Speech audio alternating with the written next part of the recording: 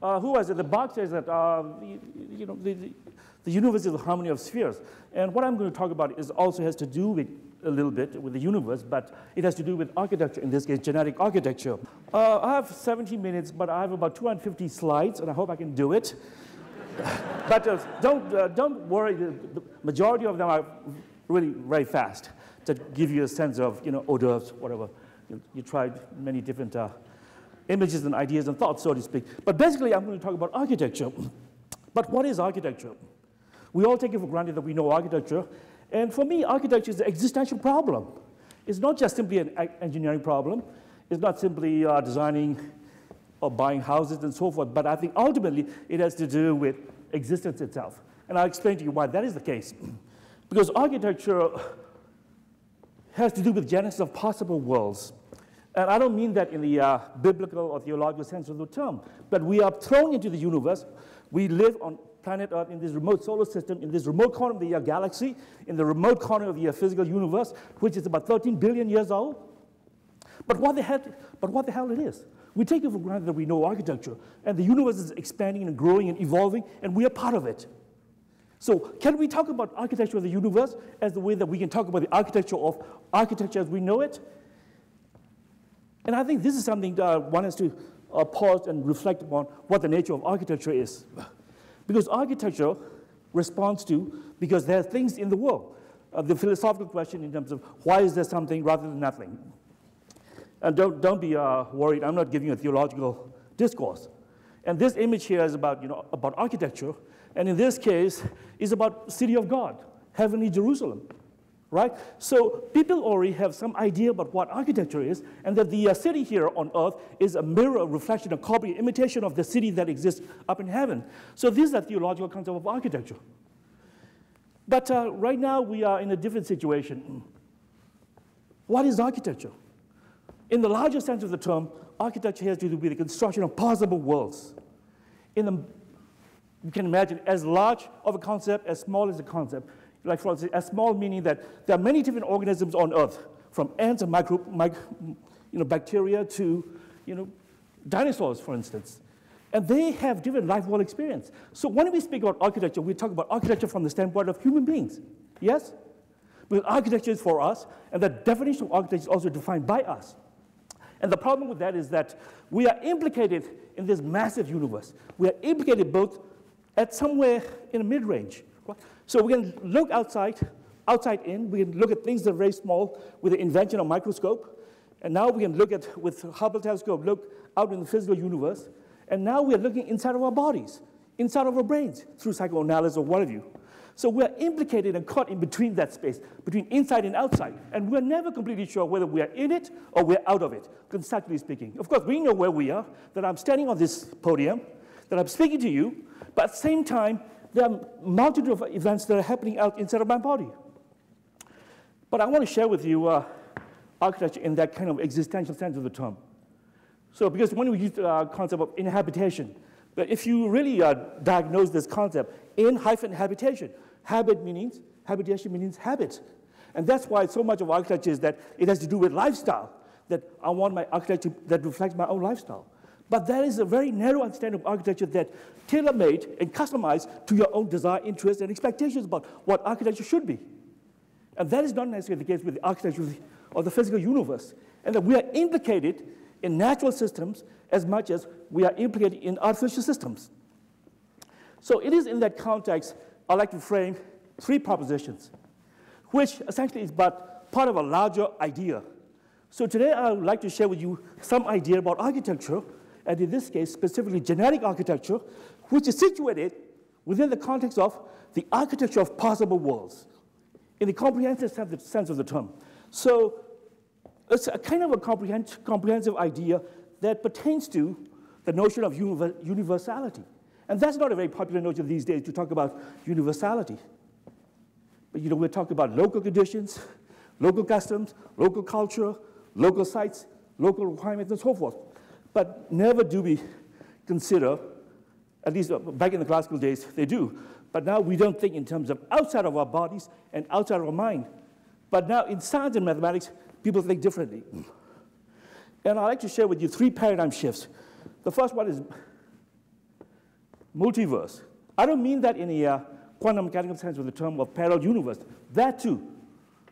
But also multiplicities of languages and systems at all scales, coexisting and co-inhabiting at the same time, so that each person, each individual, is a multiple being, as opposed to a unified, singular identity.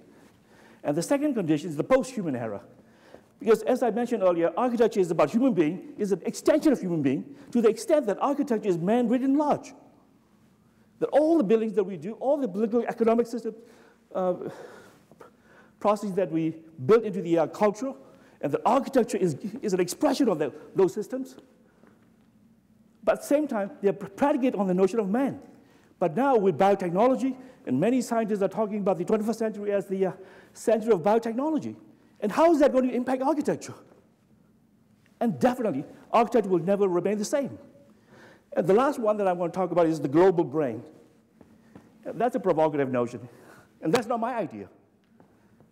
And I think the concept of the global brain is a consequence of the architecture of information, of the internet, the development and evolution of the planetary computing system. So the concept of a global brain is a metaphor for a computing system, a planetary computing system. So at the end of the day, I'm talking about architecture of a planetary computing system. And how can we as architects begin to think, develop systems, radicalize traditional concept of architecture in order to address and be efficient, or rather not efficient, but sufficient to the concept of the architecture of information. The first one is, I'm trying to rush because I have so many slides to show you. The concept of the multiverse. But once, how many minutes do I left? 12? Okay, all right. Because our conception of the universe is informed by our conception of the universe. I mean, I'm going to say our conception of architecture is directly connected to our conception of the universe. And that was the case back in the old times. For instance, the grandfather of Western philosophy by the name of Parmenides, who lived, he's a pre-Socratic philosopher, those group of philosophers that came before Socrates, 500 BC, around that time. He says the being is and non-being is not. He's talking about the world. Being is the largest abstract concept that encapsulates everything that exists. And that statement, once and for all, demarcates what is and what is not, up until now, regardless of whether it's mathematics or science. But this philosophical supposition about existence, once and for all, demarcates the realms and limits of the concept of existence. Being is and non-being is not. But what is being? And philosophers over time has come up with different ideas about what being is. And one can say that being is the totality.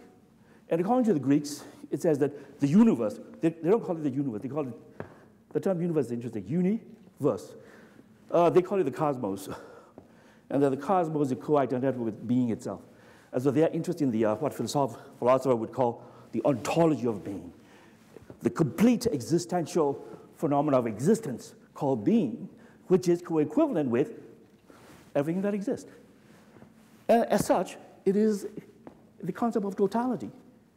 And all kinds of political problems, fascism, total communism, is connected to that idea. So the modern idea is that many that cannot be reduced to one. Whereas before, being and one are the same. One encapsulates many, man encapsulates one. So the two are oscillating within each other. But here, the multiple of multiples that cannot be reduced to one. And that is an inconsistent multiplicity. And there's no matter code. And Wolfram thinks there's a matter code, but Gregory Chaitin, who developed algorithmic information theory, said no. The mathematics cannot be reduced to any kind of a logic or mathematical formula. Because if you can do that, you'll be God. But nonetheless, that is the motivation, inspiration behind mathematicians. No matter code.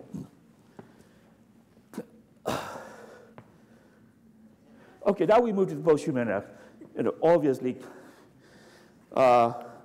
we are anthropocentric.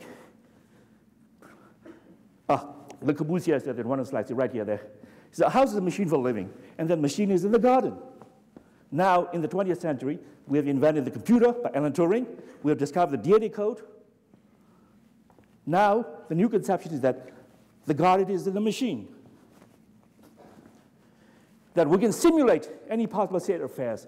And that is part of the motivation for the reason why I'm developing this concept of architecture as the expression of possible worlds inside of the computer. And once again, that notion of what is inside and outside is undecidable, very ambiguous, because people are now talking about nanobots, microcomputational monads that are roaming at the nanoscale inside of your bloodstream, augmenting the information processing of your body, and then maybe perhaps of your brain. People are talking about downloading information software into your brain so that everybody is a schizoid. Literally. And schizoid, according to Deleuze, is not a sickness. And here is quite aggressive. This is one of the early computers with the punch tape. And this guy, they're literally inside of a computer. And what we're going to find is that we are going to be inside of a computer, and that the computer is going to be inside of us. And where is the boundary condition? We don't know. And that is part of the future. So there's going to be a man-machine mutation. And all these ideas are going to change and radically transform the way we think about architecture. We cannot just design a box and then live in it, and that this box is an expression of my own taste, of my wealth, of my ego. No, this box is going to be endowed with artificial life, that it is a life, that we are working towards the artificial life of architecture. And as such, we have to treat it as some kind of artificial being. And there's going to be inversion. These robotic systems, still, man is made in the image, robots are still made in the image of man. Again, that's a theological notion. And we still have this baggage. We designed robots that look like us, like our pets. In other words, robots are based on the idea of slave. And I think we need to change this kind of relationship. And that we treat animals as these secondary beings. So man, human beings, architecture, nature, everything is going to be convoluted. And that we don't know where inside and outside, what is alive, what is not alive, including architecture, what is inside and what is outside. And that if you think that you know very well, good luck to you. I tell my students that perhaps their generation, if not their children's generation, is the last thoroughbred Homo sapiens. And we're going to be, the future is literally brave new worlds, full of all kinds of transgenic mutation. And it's going to happen whether we like it or not. Some crazy mad scientist is going to do this, and the myth of the Frankenstein, so to speak. And the problem is that the universe itself is built for metamorphosis, transformation. Nothing is stable. Nothing is eternal. And then we have a homeobox gene, which is shared by the majority of living species. And I'm talking about architecture here. Homeobox gene is literally a subset of the DNA system, which is literally responsible for morphogenesis. That set of gene is responsible for the formation of the body plan, structure, organs, and everything. And if that is not architecture, I don't know what architecture is. So our definition of architecture needs to expand, not to imitate biology, because I'm interested in developing artificial systems. There are other types of genetic systems that are non-biological. But in order to enter into that space, you need a different type of mindset, a different way of looking at the universe and the world, and planet Earth also. And it is in that context that the planet is becoming a planetary computing system, and that's why we are sooner or later going to arrive at the concept of the global brain, a planetary computing system. And that architecture in the context of a planetary computing system is going to be very different, and that the role of architects is going to be transformed. I didn't explain to you what the etymological definition of architecture. Architecture. Archi means the same prefix as archaeology, archetype. In Greek, it means pertaining to first principles or origins, the original type, which, like the modern equivalent, would be law or software.